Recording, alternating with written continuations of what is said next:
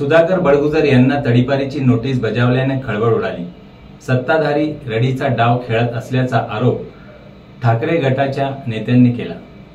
उद्धव बाळासाहेब ठाकरे गटाचे जिल्हा प्रमुख सुधाकर बडगुजर यांना नाशिक पोलिसांकडून तडीपारीची नोटीस जाहीर केल्यानं महाविकास आघाडीचे नेते पदाधिकारी आक्रमक झालेत। महाविकास आघाडीच्या पदाधिकाऱ्यांनी आज नाशिकचे पोलीस आयुक्त संदीप कर्णिक यांची भेट घेऊन त्यांना या संदर्भात निवेदन देण्यात आले। तडीपारीची कारवाई ही राजकीय सुडापोटी केल्याचा आरोप महाविकास आघाडीच्या नेत्यांकडून करण्यात आलाय। लोकसभा निवडणुकीच्या तोंडावर ही कारवाई केल्या असल्यानं महाविकास आघाडीच्या वतीनं सांगण्यात आले। त्यामुळे ही कारवाई थांबवावी अशी मागणी महाविकास आघाडीच्या वतीनं करण्यात आली आहे। सकाळी 11 वाजता देखील सुधाकर बडगुजर हे पोलीस उपायुक्त मोनिका राऊत यांची भेट घेतली होती। राजकीय सुटानं माझ्यावर कारवाई करत असल्याचं सुधाकर बडगुजर यांनी प्रसार माध्यमांशी बोलताना व्यक्त केलंय। यावेळी महाविकास आघाडीचे सर्व पक्षांचे पदाधिकारी उपस्थित होते। राष्ट्रवादी काँग्रेसचे गजानन शेलार, माजी आमदार नितीन भोसले, माजी आमदार वसंत गीते, शिवसेनेचे विलास शिंदे, भैया मणियार, ऋषी वर्मा, बाळू कोकणे आदी पदाधिकारी उपस्थित होते। आम्ही या ठिकाणी महाविकास आघाडीच्या वतीनं सर्व पदाधिकारी माननीय पोलीस कमिशनर साहेबांना भेटलो आहोत। भेटण्यामागचं कारण एकच आहे की शिवसेनेचे जिल्हा प्रमुख आदरणीय सुधाकर बडगुजर यांच्यावर त्यांनी ऐन निवडणुकीच्या काळामध्ये तडीपारीची नोटीस काढलेली आहे। खरं तर 2014 पासून तर आत्तापर्यंत त्यांच्यावर कुठल्याही प्रकारचा गुन्हा नाही किंवा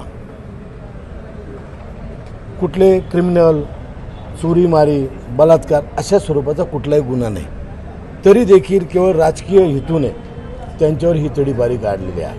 आणि म्हणून आम्ही त्यांना विनंती केली की बुवा तुम्ही कारण नसताना जे काही महाविकास आघाडीचे लोक त्यांना टार्गेट करतात, त्यांना नोटिसा देतात, हे काही बरोबर नाही।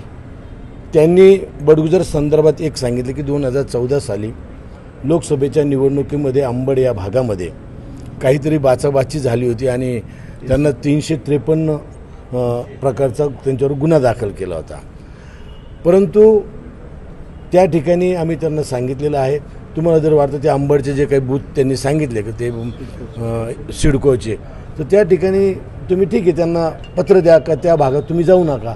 परंतु निवडणुकीचे आता या निवडणुकीचे प्रमुख ते आहे, आमच्या पक्षाचे प्रमुख ते आहे आणि हेतुपुरस्कर त्यांना निवडणुकीपासून लांब करणं, निवडणूक डिस्टर्ब करणं, कारण ती कुठल्याही परिस्थितीत उमेदवार त्यांचा हरतो यांच्या लक्षात आल्यानंतर वेगवेगळ्या प्रकारचे फंडे ते वापरत आहे।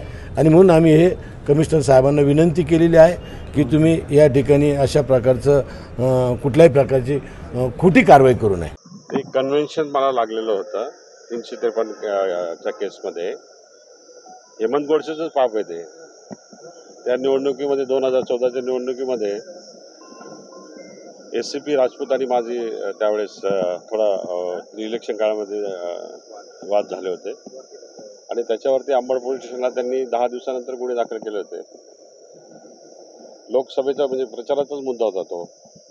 त्याच्यावरती मी हायकोर्टात अपील दाखल केलेलं आहे आणि अपील दाखल केलेलं असताना अशी नोटीस पोलीस प्रशासनाला काढता येत नाही, त्यांच्या ते लक्षात नाही आलं, तर निश्चितपणाने येणाऱ्या काळामध्ये वकिलामार्फत त्यांना उत्तर दिलं जाईल। तेच म्हटलं कालच्या सभेचंच द्योतक आहे।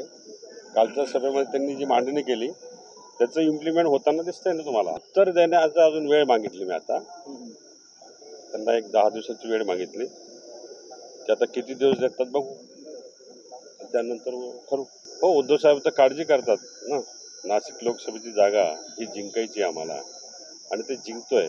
उद्धव साहेबांचा फोन आला होता की राजकीय सूड भावनेने, द्वेष भावनेने ही हद्दपारी केलेली आहे, नोटीस बजावलेली आहे जिल्हाबंदीची, जेणेकरून 20 तारखेचं इलेक्शन झाल्यानंतर यांनी नाशिक शहरामध्ये यावं, इलेक्शनच्या मुवमेंटमध्ये सक्रिय होऊ नये, अशा प्रकारची व्यवस्था त्यांनी करण्याचा प्रयत्न केला। पण तसं घडणार नाही।